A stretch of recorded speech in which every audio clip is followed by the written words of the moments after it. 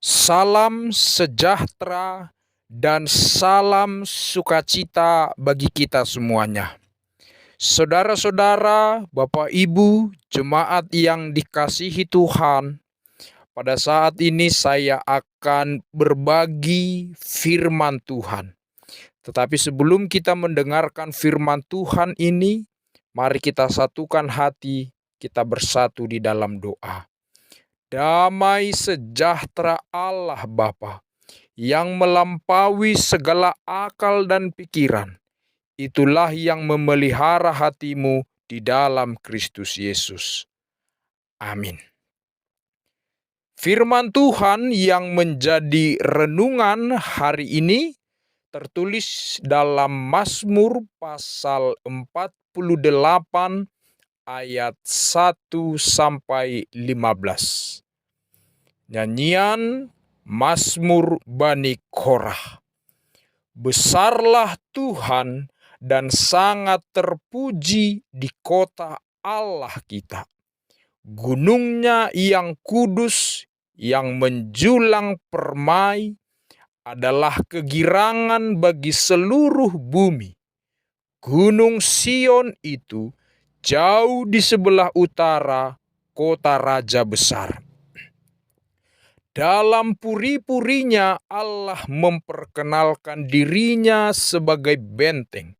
Sebab lihat, raja-raja datang berkumpul. Mereka bersama-sama berjalan maju. Demi mereka melihatnya, mereka tercengang-cengang, terkejut, lalu lari kebingungan. Kegentaran menimpa mereka di sana. Mereka kesakitan seperti perempuan yang hendak melahirkan. Dengan angin timur engkau memecahkan kapal-kapal Tarsis. Seperti yang telah kita dengar, demikianlah juga kita lihat di kota Tuhan semesta alam, di kota Allah kita. Allah menegakkannya untuk selama-lamanya. Kami mengingat, ya Allah, kasih setiamu di dalam bait-Mu. Seperti namamu, ya Allah, demikianlah kemasyuran-Mu sampai ke ujung bumi. Tangan kanan-Mu penuh dengan keadilan. Biarlah gunung Sion bersukacita. Biarlah anak-anak perempuan Yehuda bersorak-sorak oleh karena penghukuman-Mu.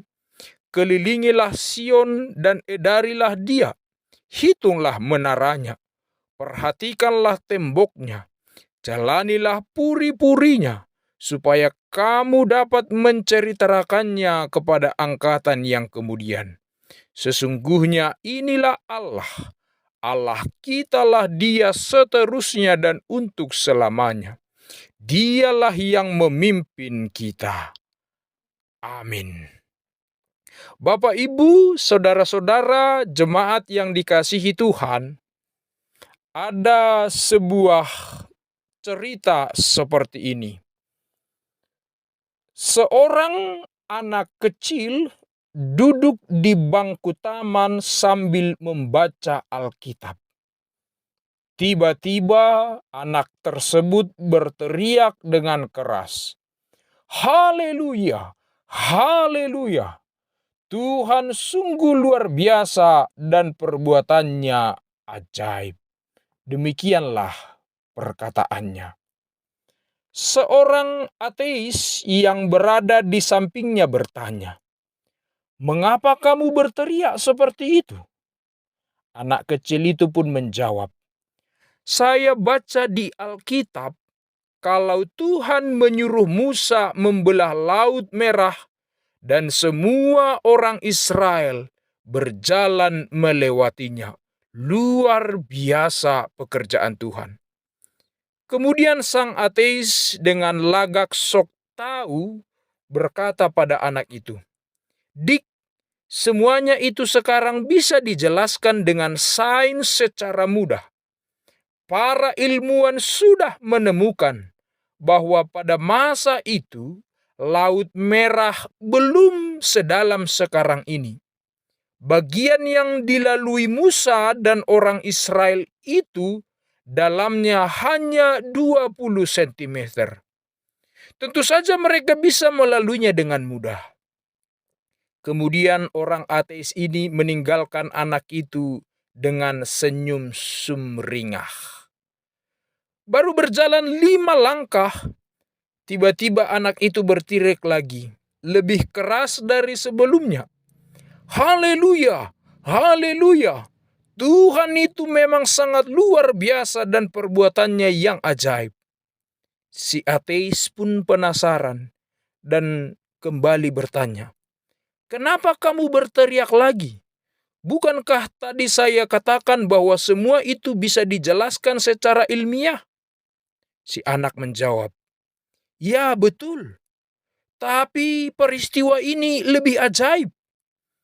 Coba bayangkan, Allah bisa menenggelamkan orang Mesir dan kereta-kereta mereka di air yang dalamnya hanya 20 cm. Sungguh luar biasa." Akhirnya si ateis pun terdiam dan malu dan akhirnya pergi. Padahal sejujurnya si anak sedang membaca dalam Alkitab bagaimana kebesaran dan keagungan Tuhan. Tapi si ateis mencoba menggagalkan. Si ateis mencoba mengajari si anak tersebut supaya tidak percaya kisah-kisah perbuatan ajaib yang ada di Alkitab.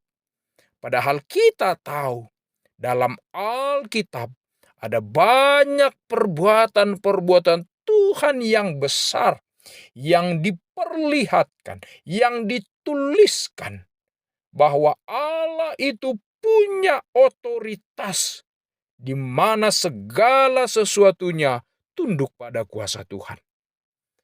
Hari ini Bapak Ibu Saudara-saudara jemaat yang dikasihi Tuhan, khotbah ini juga berbicara tentang kebesaran dan kemuliaan Tuhan. Kemuliaan Tuhan itu diibaratkan seperti kota Yerusalem, dan kebesarannya digambarkan seperti gunung Sion. Kita tahu kedua tempat ini merupakan tempat yang kudus dan mulia dalam sejarah bangsa Israel. Bangsa Israel dari dulu sampai sekarang memahami bahwa Sion, Yerusalem sebagai kota Allah yang maha mulia, yang maha kudus, yang maha besar. Dan Tuhan di dalam teks ini memperkenalkan dirinya sebagai benteng, sebagai pusat pertahanan dan kekuatan yang melindungi segenap umatnya dari segala musuh-musuhnya. Benteng pertahanan, benteng yang menjaga kota, benteng yang menjaga penduduk, benteng yang menjaga masyarakat. Jika bentengnya kuat, maka amanlah segala isinya. Dan Allah menyatakan dirinya sebagai benteng untuk menjaga, untuk melindungi umat-umatnya dari segala musuh-musuh yang akan menyerang mereka. Walaupun kita tahu para raja-raja, para bangsa-bangsa bersekongkol untuk menyerang dan menghancurkan umat dan bangsanya, bangsa Allah tidak akan hancur. Umat Allah akan aman karena mereka ada di dalam kuasa Tuhan. Mereka dilindungi oleh Tuhan. Walaupun musuh ada di sekeliling mereka, Tuhan menjaga dan menyertainya. Sebaliknya, para raja-raja itu, para bangsa-bangsa itu akan lari terbirit-birit. Mereka seumpama perempuan yang hendak melahirkan. Mereka kesakitan, mereka tidak berdaya, dan mereka sangat rapuh. Sebab bangsa Allah, umat Allah disertai oleh Tuhan yang besar. Kuasa Allah menghancurkan segala senjata-senjata mereka, kapal-kapal mereka, pemimpin-pemimpin mereka. Mereka tidak berdaya di hadapan Allah yang maha besar. Bangsa Israel akan tetap berdiri tegak untuk selama-lamanya. Allah membuat mereka kuat. Allah membuat mereka tetap teguh berdiri dengan kokoh. Sebab Allah yang menyertai dan memberikan mereka kekuasaan. Ini adalah bukti kebesaran Allah di tengah-tengah umatnya yang Dia cintai. Semua itu bukan karena kekuatan dan kehebatan bangsa Israel, tetapi karena Allah yang besar yang ada di pihak mereka, yang selalu menyertai, menuntun dan memimpin mereka. Oleh sebab itu, saudara-saudara jemaat yang dikasihi Tuhan, firman Tuhan ini sangat penting bagi kita hari ini.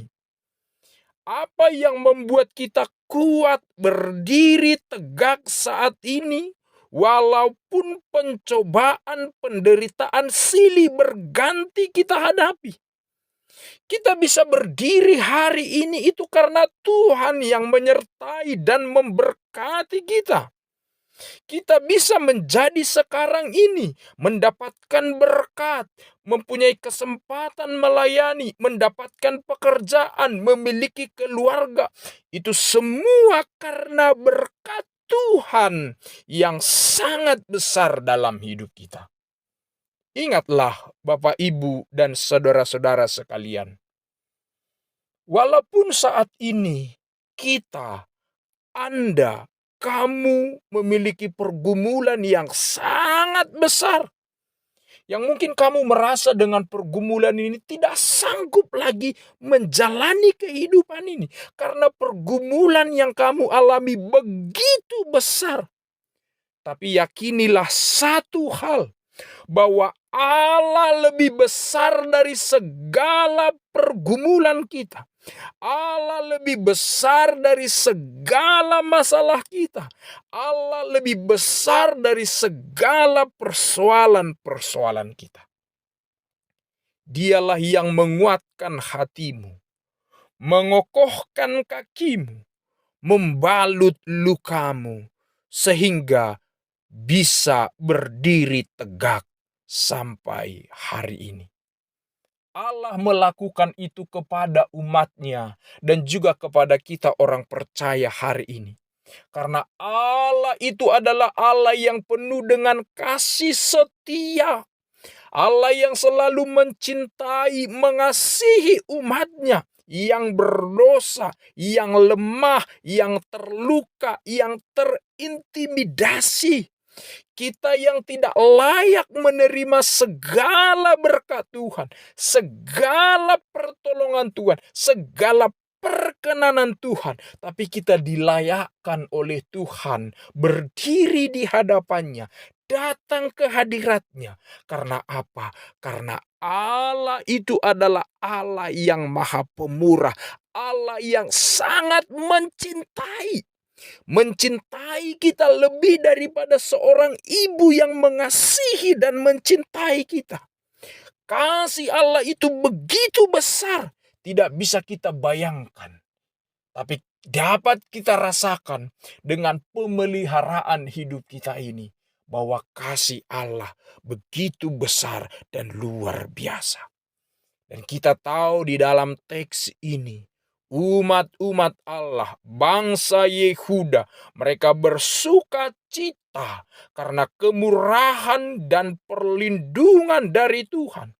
Tuhan itu maha pemurah dan penuh dengan keadilan dalam segala tindakannya. Tuhan berpihak pada orang-orang yang lemah. Tuhan berpihak pada orang-orang yang terintimidasi. Tuhan hadir pada setiap hati yang terluka.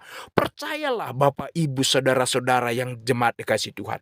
Walaupun hatimu sekarang terluka, walaupun kamu sedang dikecewakan orang lain, walaupun ada orang yang mengkhianatimu, walaupun banyak orang yang menghendaki engkau jatuh, Allah itu selalu melihat dan mendengarkan setiap permasalahan-permasalahan yang kamu hadapi.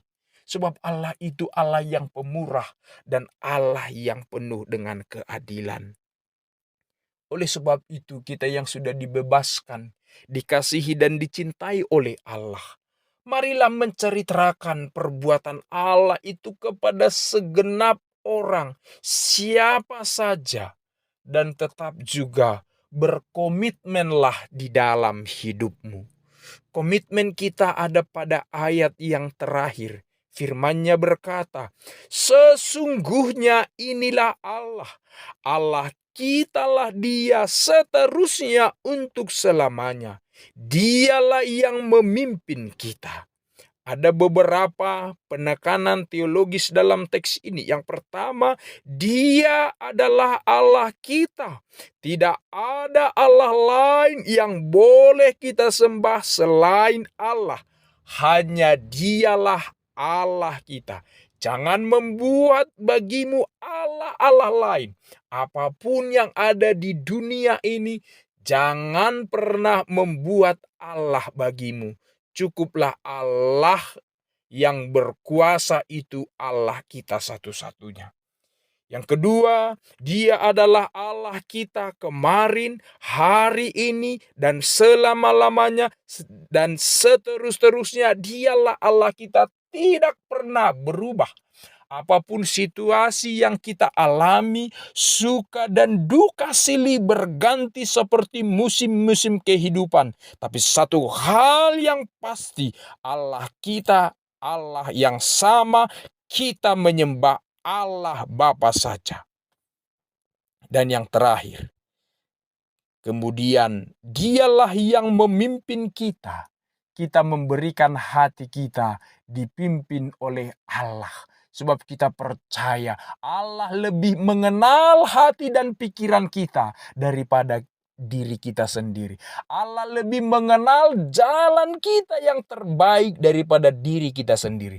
Maka percayakanlah diri kita dipimpin oleh Tuhan, sebab Dia adalah gembala kita, gembala yang menuntun kepada padang rumput yang luas, ke air tenang, ke air yang mengalir, yang memberikan kehidupan.